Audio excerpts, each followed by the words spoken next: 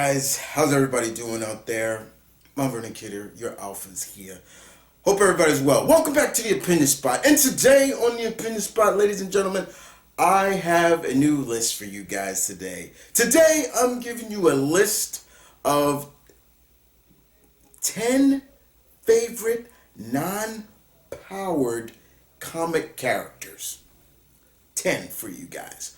Hope you guys enjoyed the list. As always, it's the Opinion Spot where your opinion matters, so I love to hear your list as well. I put this list actually up on my Facebook page just to see what kind of reaction it would get, and it actually got a pretty good reaction. So let's kick this off. Unfortunately, we're not going to go backwards. We're going to go forward. We're going to start with 1 and end with 10. So I hope you guys enjoy it once again. So first on the list, of course, is Shang-Chi. Number 1 makes the list. Shang-Chi, the Master of Kung Fu. Marvel Comics. Basically the quintessential Bruce Lee of the Marvel Universe. Now, I know there are a lot of people that say, oh, but Chris, he kind of has powers now. He can replicate himself. First of all, I hate that idea. I hated that they gave Shang-Chi kind of, in a sense, powers. I really, really do. I really, really do. I hate it. I hate it. I hate it. I hate that they kind of gave him, like, basically Naruto, like he can make clones of himself. I find that really, you didn't need to make, what kept Shang-Chi so good all these years since he first debuted back in the 70s was the fact that he was a non-powered hero in the Marvel Universe that can beat superpowered heroes and villains with his bare hands.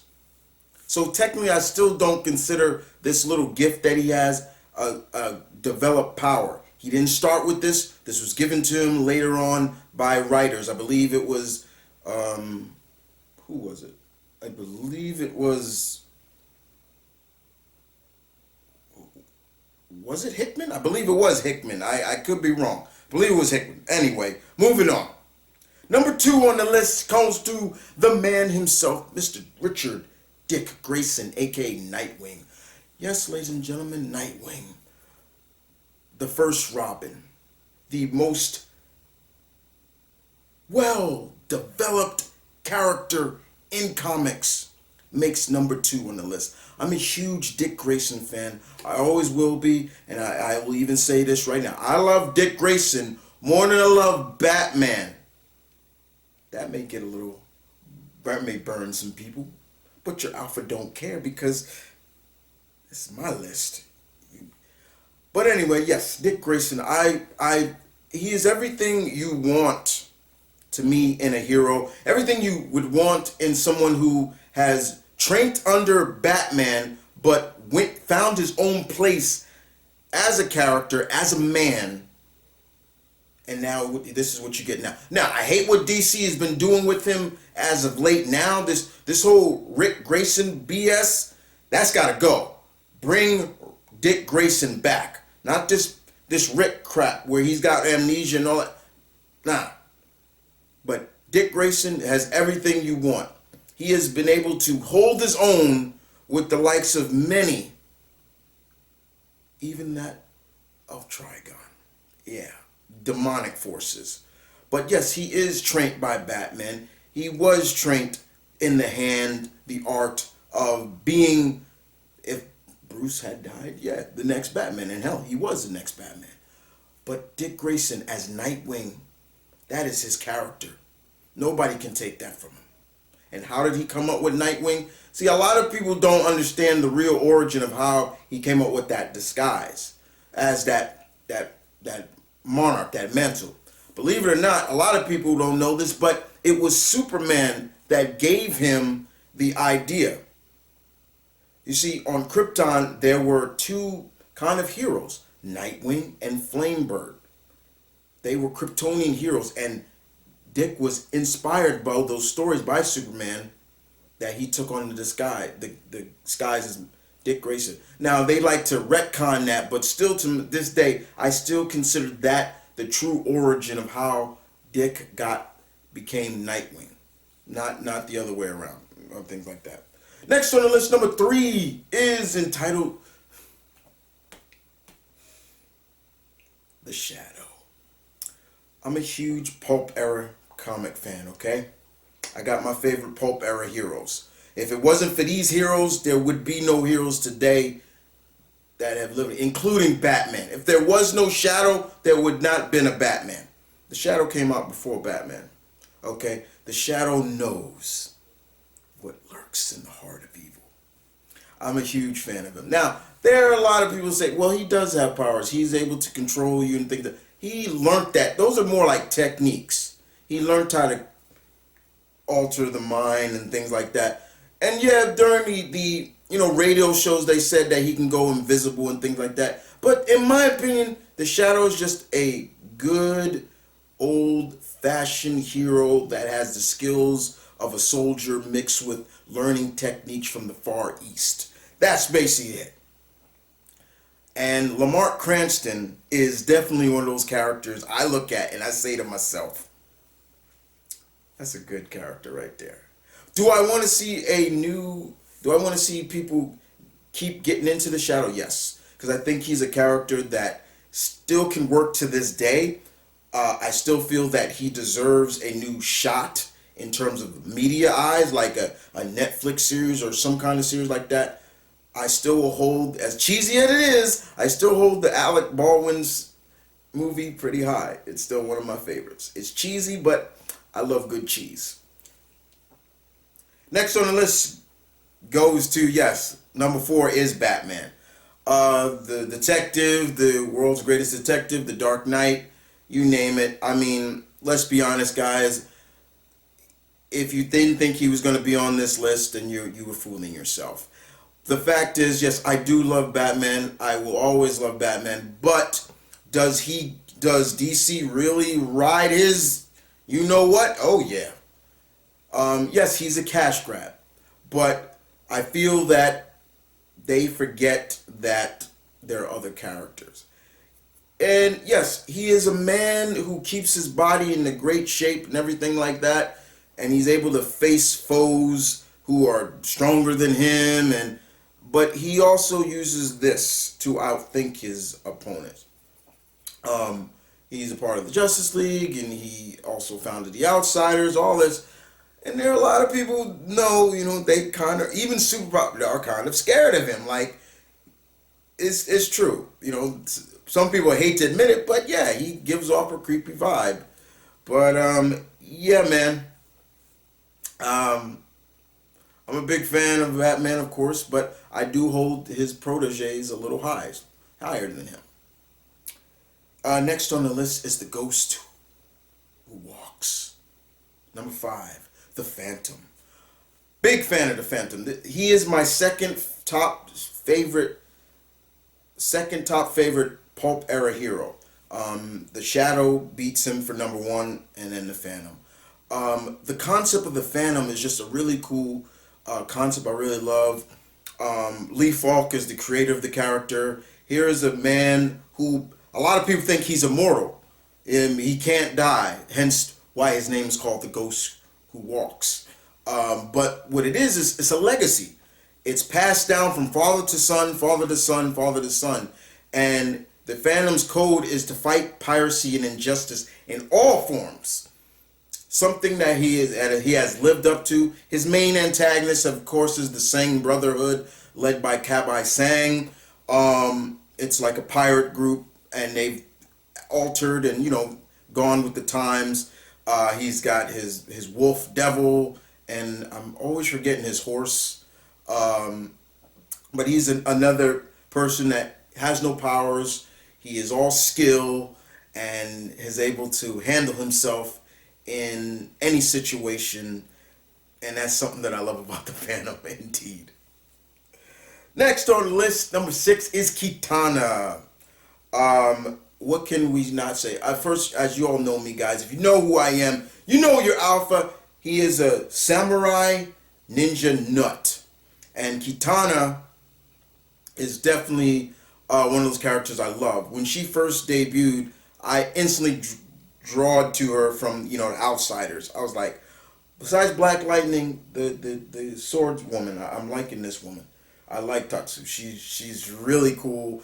The concept of her is interesting. Here's a woman who carries the sword of her dead husband, called the Soul Taker, and it has the souls of all that has been slain by that sword. A very interesting backstory, but Katana herself has no superpowers. It's all skill, no powers whatsoever, and DC has kept that truly the way it is. Have we seen Katana adapted to the likes of outside of comics? Yes, we have. We've seen her in animated. We've seen her in movies. We've seen her in TV. I really wish she wasn't in the Suicide Squad. Remember when they said she was going to be in? I was a little disappointed with that. But outside of that, they've kept true to who she is, and that's always a big important to me. Keeping true to the character of Katana, of course. Yes. Next on the list is Elektra. Elektra Nachios. Probably one of the finest and baddest and the best assassin in the Marvel Universe. When Elektra comes onto a panel, you know is about to go down. It's about to go down. Of course, she is connected to Daredevil. She is a former lover of Daredevil. Whenever they get together, it's almost like they may fight a little bit, but they about to knock boots. It always ends up in the bed somewhere. But Elektra Nachios in general is a character that it's funny to say that her creator Frank Miller wanted to kill her off. Was going to just kill her off. She was going to be a one and done character. Kill her off. That's it. Boom. She's dead. All right. But the popularity of this character got so big, they brought her back. Resurrected her. We got more of a backstory with her. Her origin has been retconned sometimes, but overall, whenever they have this character come, it's like, oh yeah, Elektra. She's here. Carries her famous size. She's a badass martial artist. She is one of few people that can sneak up on Matt, Daredevil, without being noticed. He cannot detect her coming. That's saying a lot. When you can sneak up on the man without fear, this man who's got super hearing, who can hear a pin drop from yards away, you can sneak up on him. She has taken it. She had an excellent fight not too long ago with the likes of even Iron Fist. She held her own against Iron Fist. It was a brutal fight. It was like, whoa, hand to hand. But it was damn good. If you don't know what I'm talking about, it was during the Defenders book written by Brian Michael Bendis. But it was beautiful. The panels were beautiful. They went back and forth. It was crazy. Her look has changed over time, but they've still kept it true that she kind of looks like a Konoichi, a female ninja. I will always dig the original look, but I don't mind the more MCU Netflix-like style where she does look more like a Konoichi. I hope to see her soon again in the MCU because I think she fits. I'm just saying, Elektra. Next on the list, Punisher, Frank Castle. Yeah, once again, you didn't hear me say heroes. I said comic characters. Frank Castle is an anti-hero. Correct? Correct. We all know the story of why Frank became the Punisher and how the rest of the superhero community don't really trust him, don't really like him because he kind of breaks the code of that of the hero. But Frank is one of those guys, hey, for a Marine, he handles his own against superpowered heroes too. I mean, he's fought Daredevil. Yes, Daredevil has superpowers. Okay, let's be honest. Daredevil does have superpowers. All his senses are superhumanly heightened. That's a superpower. It's not like It may not be as flashy as Spider-Man or somebody like that, but Daredevil has power. That's why he's not on the list. He's faced this. I remember he fought the Sentry. He's fought in Giants. He's done all kinds of things besides just fight the mob. But never think you got this guy cornered to the point where you think you have him.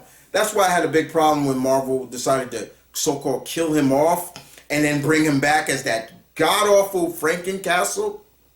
Because to me, he was basically killed off by Daken. And I already have a big issue with Daken. I don't like the character. He is one of a few characters I don't like.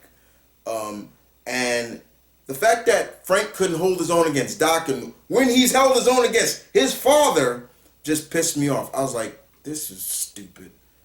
You think if you corner someone like the Frank Castle, the Punisher, he's always a step ahead in terms of making you pay.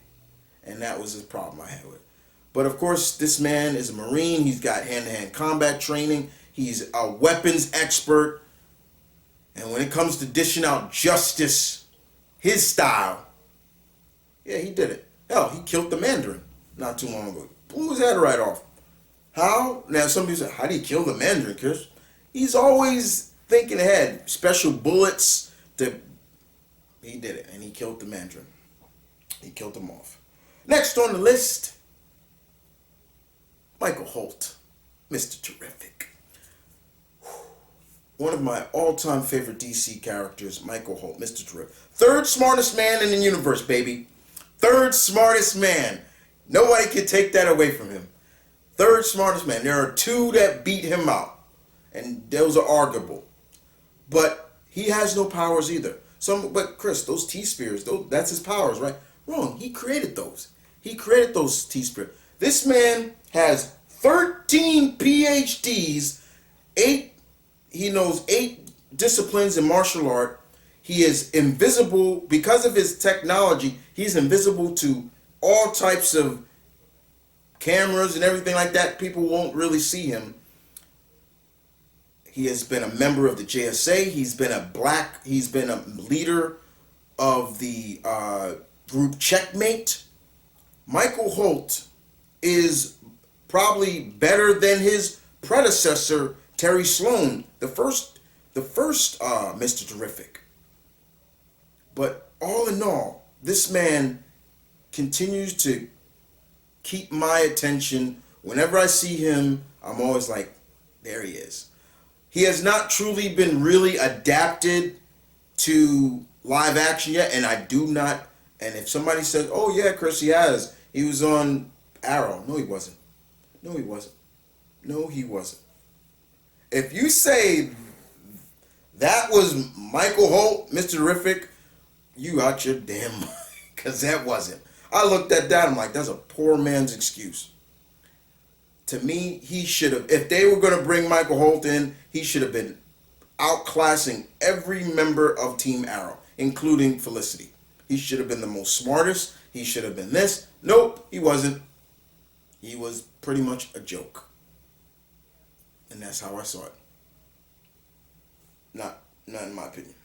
And last but not least on that list goes to a woman who has been a major threat. An individual who has helped Batman get on her feet. She has trained the likes of Tim Drake. This woman is the mother of Cassandra Cain. Who am I talking about? Ladies and gentlemen, Lady Shiva. To me, the greatest assassin, because she's an assassin too, in the DC universe. Somebody says, oh, that belongs to Deathstroke. Bull BS. To me, Shiva beats him. Because Shiva is the weapon. She doesn't need weapons. She is the weapon. Whenever this woman comes to a panel, it's like, shit's about to get real. It's about to get real. She has this undeniable rivalry with Black Canary. She is sometimes she's kind of like a hero. She's been a part of the Birds of Prey at one point, and of course she's been able to take all of them down. Shiva knows dead martial art. One thing I always loved about is they classify how good her martial arts skills is. She knows ancient martial arts, some that have been dead, that have not been able to transcend into the present. She knows dead martial arts. If you know martial arts that have been long gone out of history, you're a problem. And she's a problem. I remember watching Catwoman try to take this woman on. Catwoman. And I'm not a big fan of hers either. But I remember seeing her try to... She fought Catwoman with one hand. One hand. Blocked every blow that Selena tried to throw at her. I remember when the Birds of Prey they were in Hong Kong, and she was there, and they needed to buy some time, I believe, and so Helena Bertinelli decided to buy the time to keep her at bay. Poor Helena. So bad that she tried to throw water, distract, the whole water in the eye, and Shiva looked at her like, are you crazy? Like, really? Lady Shiva is so underrated, in my opinion, as one of the best martial artists in the DC universe. I hold her very high. She's up there with Richard Dragon. She's up there with Bronze Tiger. I feel that she's a better martial artist than Batman. But they don't ever seem to want to classify that. She has been somewhat adapted outside of the realm of comics. Not animated wise. I'm talking about live action. I think they done her one time. And it was in that god awful Birds of Prey show. Does she need to be adapted? Yes, I would love to see. I keep saying Lady Shiva.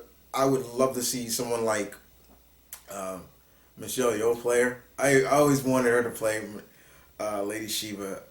I think she could do it. But Lady Shiva makes my number 10 on this list. I am a huge Lady Shiva fan. I wasn't a big fan of when they New 52'd her, basically, where they made her look more like a stereotypical Mortal Kombat character. I didn't like all that. I didn't mind that she used her hair as a weapon. I was like, okay, like I said, she's a weapon. But outside of that, she's a good character. So, guys, there you have it. My 10 favorite non-powered comic characters. What's yours? I got a bunch. This is just 10. But to me, yes, Daredevil is super powered, so I didn't put him. Somebody would have said, oh, where's Colleen Wing? She doesn't make my top 10, or my 10, but she's on the list. Misty Knight, yes, she technically doesn't. She's kind of iffy with me and some would say, oh, Black Panther's not on the list. Black Panther has powers. Yeah. So, some would also say, well, Captain America, I kind of look at Cap as super powered. He's kind of enhanced. You're enhanced, yeah. Even Deathstroke. That's why Deathstroke wasn't on the list. They're kind of enhanced. They have enhanced. But these are characters that have no power. It's all skill. That's why some of those characters don't make the list. If you don't agree, that's fine. But if you do like the list, please leave your comments in the section down below. Please subscribe, like, share. Stay true to yourselves. But I love to hear what you guys got to think as well. This is Mom and Kid, your Alpha, coming to you again with another episode of The Opinion Spot. Be safe. Stay true. Stay positive, guys. As always. One love. Deuces.